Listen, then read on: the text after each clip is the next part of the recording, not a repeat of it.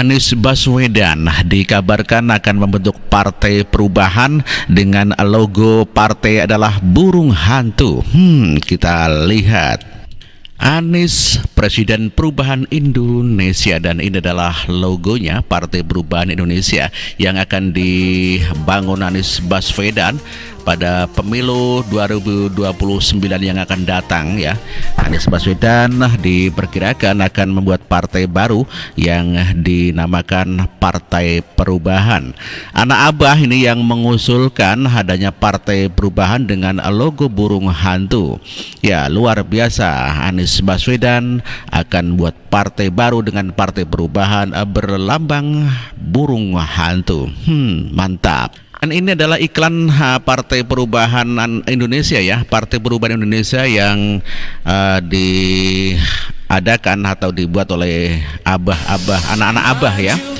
Ya, Partai Perubahan ya, berlogo burung Garuda kalau ini ya, bukan burung hantu begitu ya. Iya. Kelihatannya emang anak-anak abah ini sangat antusias untuk mengajak Abah untuk membuat partai baru dengan nama Partai Perubahan berlambang burung hantu kalau ini ya. Usul kita para pendukung Abah seluruh Indonesia mulai rencanakan pendirian Partai Perubahan Indonesia ya. Partai Perubahan Indonesia berlambang burung hantu begitu ya. Dan jangan buru-buru bikin namanya partai. Kalau kemarin muncul Partai Perubahan. Partai Perubahan saya kaget ya. juga baca Pak. Terus lambangnya ini Pak, lambangnya burung hantu. Burung hantu ya. Burung hantu. Ya, lambangnya burung hantu. Di mana-mana, Pak Anies bikin Partai Perubahan, mana pun lagi tuh bikin Partai Perubahan. Iya. Bahwa semangat perubahan ini jangan kemudian berbicaranya langsung pada pajak. Kita jaga perubahan ini di berbagai sektor dalam berbagai aktivitas. Tapi saya ingin garis bawahi bahwa kerja bersama tiga partai ini insya Allah bisa kita teruskan sama-sama ke depan. Anies Baswedan mengakui ada yang memerintahkan untuk membuat partai ya, Partai Perubahan dengan logo burung hantu. Ini sangat luar biasa ya, menakutkan, namanya juga burung hantu ya, hantu aja jadi burung apalagi burung jadi hantu. Seorang warga juga mengatakan kalau Anies dan Tom Slembong akan membangun partai baru. Abah Anies sama Pak Tom mau mendirikan partai. Mendirikan kalau partai. nggak salah namanya Partai Persatuan Indonesia Perubahan. Ayo dukung dong, dukung ya, jangan lupa dukung. Bagi yang dukung silakan like dan komen ya. Jangan lupa follow. Ya, itulah Abah Anies yang akan membentuk partai baru yang bernama Persatuan Perubahan begitu ya Mas Bro ya.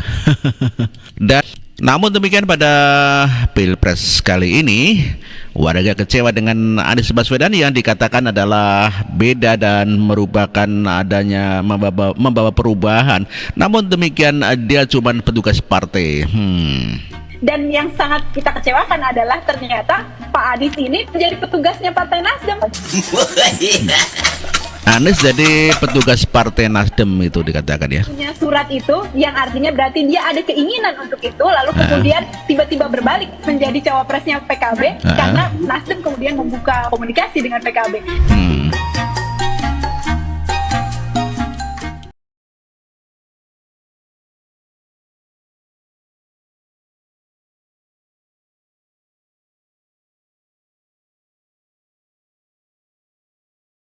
Semangat perubahan ini terutama juga banyak yang berasal dari non partai.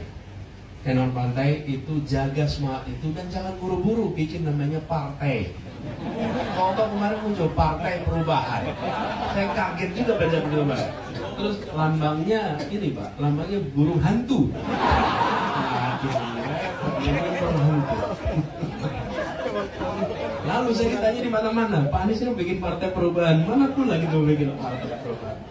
Jadi bahwa semangat perubahan ini jangan kemudian berbicaranya langsung pada pajak. Kita jaga perubahan ini di berbagai sektor dalam berbagai aktivitas. Tapi saya ingin garis bawahi bahwa kerja bersama 3 partai ini insya Allah bisa kita teruskan. Pendukung Anies Baswedan mulai menggagas untuk membuat partai baru, yaitu Partai Perubahan. Di sini ada Anies Baswedan, Refli Harun, Thomas Lembong, dan Rocky Gerung. Ya, beberapa orang itu diantaranya adalah para pendukung Anies yang kelihatannya ingin segera membentuk partai baru dengan nama Partai Perubahan. Seperti halnya Anies yang pendapatnya selalu berubah-ubah begitu ya. Janji-janji Anies yang selalu dirubah-rubah, yang tidak pernah menepati janji-janjinya. Ketika ditanya dulu janjinya apa ya? Koalisi Perubahan, ya sebenarnya apa ini yang menjadikan kekuatan daripada Koalisi Perubahan? Koalisi amburadul. Kekuatan dari Koalisi Perubahan ya sebenarnya adalah karena apa tuh Pak? Matahari. Karena adanya matahari. Ini kan karena tenaga surya. Kamu yang keluar di luar konteks bola. Ini ada yang keluar juga nih kemarin. Iya. Dari koalisi Perubahan jadi perubahan koalisi. Koalisi. Tahu juga koalisinya perubahan. Kan tahu sendiri. Jadi kalau dia tidak melakukan sebuah perubahan, dia tidak ada konsistensi dalam namanya. Jadi memang harus berubah-ubah. Ya koalisi perubahan belum apa-apa udah berubah gitu. Ya kekuatan dari Koalisi Perubahan sebenarnya adalah karena apa tuh Pak? Apa? Karena adanya matahari. Iya. Ini kan karena tenaga surya. Perubahan karena tenaga surya, ya Surya Paloh, maksudnya begitu ya. Perubahan Anies Baswedan adalah sangat tepat sekali, ya sesuai dengan janji-janjinya yang berubah-ubah, di mana korupsi sudah diubah menjadi kelebihan bayar. Dan ketika ditanya wartawan tentang perubahan, maka Anies merubah janjinya apa ya? Rupiah sendiri itu kan sempat ini Pak mendapatkan kritik karena menurut masyarakat itu biayanya tidak sesuai dengan apa yang dijanjikan Bapak ketika kampanye. Itu gimana Pak? Dulu janjinya apa ya? Saya jelasin dikit nih. Artinya dulu janjinya apa ya? bisa diselesaikan karena itu ada perbankan, karena itu ada mekanisme keuangan modern. Jadi jangan terlalu khawatir lah kalau soal itu. Pak Ahok 30 detik. Bank tidak akan pernah izinkan tanpa DP, tanpa bunga. Tanpa bunga. Karena bank masih untung. Ada prinsip perbankan. Begitu ada keberpihakan, solusi banyak sekali muncul. Solusi misalnya begini, pemerintah bisa menanggung bunganya, bisa sekali. Dan ketika di bawah UMP, memang tidak bisa pakai bank. Kenapa? Ya karena uangnya tidak cukup untuk nabung. Itulah perubahan yang dilaksanakan oleh Anies Baswedan, dan itu pada saat jadi Gubernur DKI selama 5 tahun juga sudah berubah-ubah ya. Maka sangat tepat sekali apabila Anies Baswedan membuat partai baru, yaitu Partai Perubahan, yaitu perubahan daripada janji-janjinya yang tidak ditepati. Itu adalah suatu hal yang merupakan perubahan. Pendukung Anies atau pendukung 01 mulai menggagas untuk dan ini adalah janji-janji Anies ketika nyalon gubernur DKI, dan setelah jadi gubernur bilangnya tidak menggusur, kenyataannya menggusur. Kita akan melakukan yang disebut dengan urban renewal, peremajaan kota, penataan ulang, bukan dikosongkan, apalagi dikosongkan tanpa mempertimbangkan satu prosedur, rasa keadilan, dan memperhatikan mereka sebagai sesama warga Jakarta. Oh, faktanya Anies menggusur. Pendukung Anies menyesal. Sini saya Pak. Berarti Ibu sempat milih Pak Anies dong? Sangat pendukung Pak Gubernur Pak Anies. Cuma Pak Anies gak tanggung jawab ini. Masa pemerintah rakyat, pemerintah kayak Pak Gubernur ya, katanya nggak ada janji, nggak ada penggusuran. Entahnya begini jadinya. Tapi kan gubernur ingkar janji. Gubernur ingkar janji. Katanya sebelum jadi gubernur Pak Anies janji tidak ada penggusuran. Udah kita itu dukung. Ini imbalannya begini. Oh begitu ya, imbalannya begitu ya. Dan saya tidak ingin menjadi bagian dari daftar orang yang mengkhianati promotornya. Saya tidak Prabowo ingin menjadi orang yang menjegal promotornya. Pak Prabowo hari ini adalah calon presiden dari Partai Gerindra.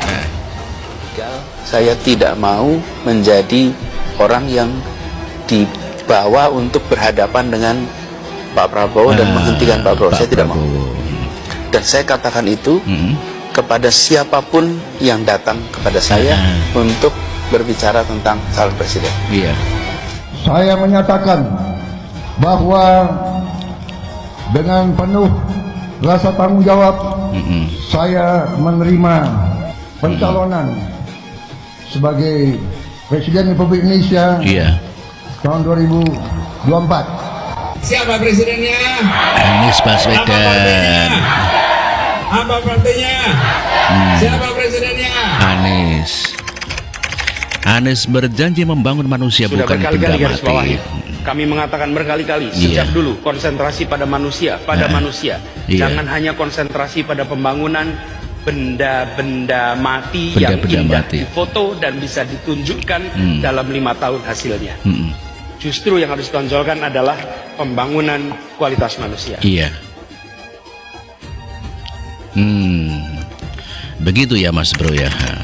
Anies menolak keras mengalirkan air ke laut. Air itu turun dari langit ke bumi, bukan ke laut. Harusnya dimasukkan ke dalam bumi, bukan gorong-gorong ya. Di seluruh dunia air jatuh itu dimasukkan ke tanah, bukan dialirkan pakai gorong-gorong raksasa ke laut. Memasukkan air ke bumi. Pompa-pompa statusnya siaga. Begitu juga di Bina Marga, pompa-pompa bawah yang biasanya disebut underpass itu dalam posisi on. Pompa kita di Jakarta ini ada lebih dari 450. Semuanya posisi siap. Lebih dari 200 ada di muara. Dan semuanya juga posisi siap. Nanti ketika air sampai di muara maka siap untuk dipompa ke laut. Jakarta telah mengambil keputusan yang fatal. Nanti ketika air sampai di muara maka siap untuk dipompa ke laut. Anies cetuskan TOA untuk mengatasi banjir. Dengan sistem ini, warga akan langsung mengetahui informasi banjir tanpa melalui jenjang. Bila ada kabar, maka pemberitahuannya akan langsung ke warga, tidak melalui jenjang. Jadi kelurahan bukan ke RW, RT, tapi langsung ke masyarakat berkeliling dengan membawa TOA untuk memberitahu semuanya, termasuk sirine. Benar-benar membuat sistem ini adalah TOA, belum sistem. Saya cek ini, kenapa kita pakai ini coba? Dan adanya cuma di berapa ini? 14 kelurahan. Pertanyaan sederhana, kenapa di Jepang pakai begini ya? Kalau banjir kira-kira antara peringatan dan kejadian berapa menit? Lama lah, kenapa pakai alat begini? Ini dipakai karena tsunami. Kalau kita punya musuh, perang, nah ini perlu nih. Anies cetuskan sumur resapan. Air hujan yang turun di kawasan ini tidak dialirkan keluar, tapi dimasukkan ke dalam tanah. Di mana air hujan yang jatuh di kawasan kita jangan dikirim keluar halaman rumah, tapi siapkan lubang-lubang di dalam rumah, di perkantoran. Kalau ini kita lakukan, maka kita tidak menyumbang air keluar. Faktanya sumur resapan tidak berfungsi dan bermasalah. Ini guys, situ kita lihat tuh sumur resapan di situ tuh malah membuat jalan jadi rusak guys. Bolong-bolong ya. Pada saat itu juga dikatakan kondisi di sini minim penerangan dan juga hujan. Pada saat itu pengendara sepeda motor menghindari sumur resapan seperti yang terlihat di layar kaca. Memang di jalanan terdapat beberapa sumur resapan dan ketika menghindari sumur resapan dan pengendara sepeda motor ini jatuh dan masuk ke seberang jalan. Saya mohon kepada pemerintahan yang sekarang untuk mengevaluasi kembali sumur resapan yang selalu membahayakan pengendara. Ambles ini ya. Ini bukan yang kejadian yang pertama kali, sering sekali. Sumur resapan ini menghambat kendaraan-kendaraan pada jeblos. Lihatlah kejadian sekarang. Betul ya.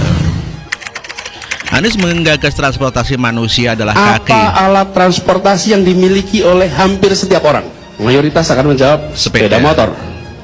Bukan. Alat transportasi yang dimiliki semua orang adalah Kaki. Karena itu yang harus dibangun pertama adalah untuk kaki. Ini gagasan. Iya.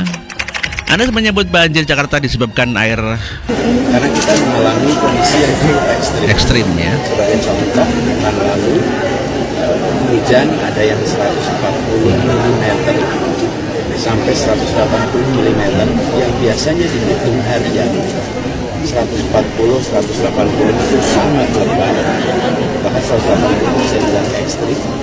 Pekan kemarin Itulah janji-janji Anies yang tidak ditepati dan memang Anies mulutnya manis, namun kenyataannya ya sangat berbahaya sekali. Disampaikan oleh warga bahwa Anies sangat berbahaya sekali. Itulah Anies yang bermulut manis.